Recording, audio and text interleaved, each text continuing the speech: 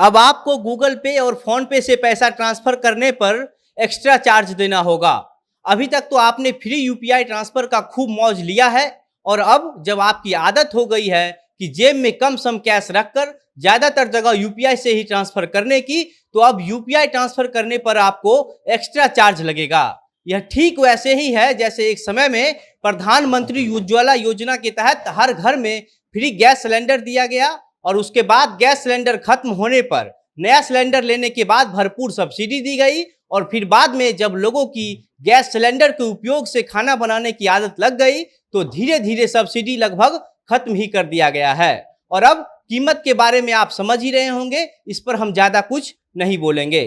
ठीक इसी तरीके से कोरोना काल के समय से ही प्रधानमंत्री नरेंद्र मोदी ने डिजिटल इंडिया करके डिजिटल पेमेंट को लेकर अपील किया और फिर अब जब लोगों को इसकी आदत लग चुकी है तो इसमें अतिरिक्त चार्ज वसूलने की प्लानिंग चल रही है। इसके लिए रिजर्व बैंक ने अपनी दलील के साथ इसकी तैयारी पूरी कर ली है और बहुत जल्द ही इसको लागू भी कर दिया जाएगा। यूपीआई ट्रांसफर पर एक्स्ट्रा पैसा लेने के पीछे क्या है आरबीआई का दलील, इसी का करेंगे आज विश्लेषण। लेकिन उससे पहले मेरा परिचय। नमस्कार, मेरा नाम घनश्याम सिंह है और आप जनता जंक्शन देख रहे हैं।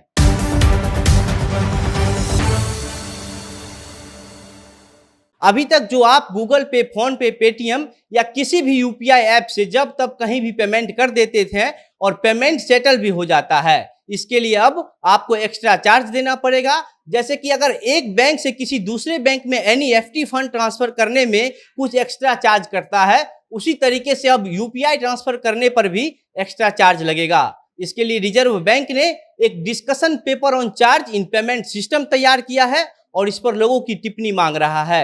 इस पेपर में आरबीआई ने यूपीआई पेमेंट सिस्टम पर एक्स्ट्रा चार्ज वसूलने से अपनी इच्छाएं जाहिर करते हुए कहा है कि यूपीआई पेमेंट भी आईएमपीएस यानी कि इमीडिएट पेमेंट सर्विस की तरह है और जब आईएमपीएस पर चार्ज लगता है तो यूपीआई ट्रांसफर पर भी चार्ज लगना चाहिए, क्योंकि दोनों केस में पेमेंट इंस्टेंट सेटल होता है और इस सिस्टम को मेंटेन करने में बैंक के भी कई तरह के खर्च हैं, इसलिए यूपीआई ट्रांसफर पर भी चार्ज लगना चाहिए।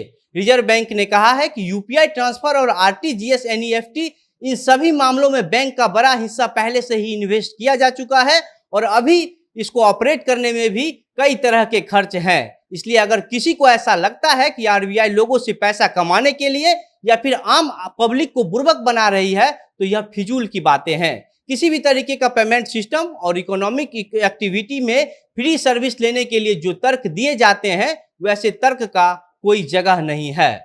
इसके अलावा आरबीआई ने आरटीजीएस यानी कि real time gross settlement, NEFT यानी कि नेशनल इलेक्ट्रॉनिक फंड ट्रांसफर और डेबिट कार्ड ट्रांजैक्शन पर भी चार्ज लगाने के लिए लोगों से राय मांगी है।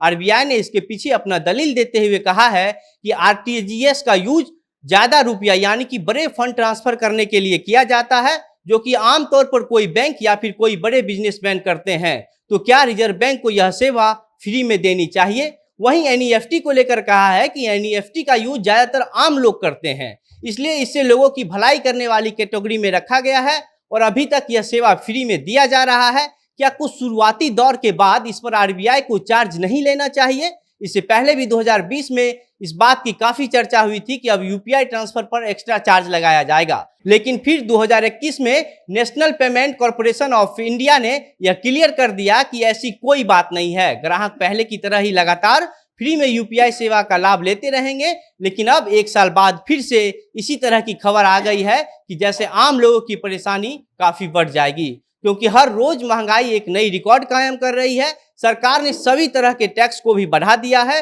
पूरे देश में बेरोजगारी भी अपने चरम पर है और ऐसे समय में इस तरह के नॉर्मल ट्रांजैक्शन पर एक्स्ट्रा चार्ज वसूलने से लोगों की परेशानी और भी बढ़ जाएगी। सरकार टेलीकॉम कंपनी की तरह पहले फ्री सर्विस दे रही है, उसके बाद जब लोगों को इसकी आदत लग जाती है फिर धीरे धीरे उस पर चार्ज वसूला जाता है। इस तरह के कई उदाहरण भी हैं। इसमें सबसे आगे और अच्छा उदाहरण गैस सिलेंडर हो सकता है। अब आप इस पूरे मामले पर क्या सोचते हैं? अगर आपके जहन में भी इस मुद्दे पर कोई विचार है तो अपने विचार हमें कमेंट बॉक्स में लिखकर बताइए। और अगर आप हमारा यह वीडियो फेसबुक पर देख रहे हैं तो वीडियो को शेयर करें, पेज को लाइक करें। अगर यूट्यूब पर देख रहे हैं तो चैनल को सब्सक्राइब करें। वीडियो में अंत तक हमारे साथ बने रहने के लिए बहुत बहुत धन्यवाद।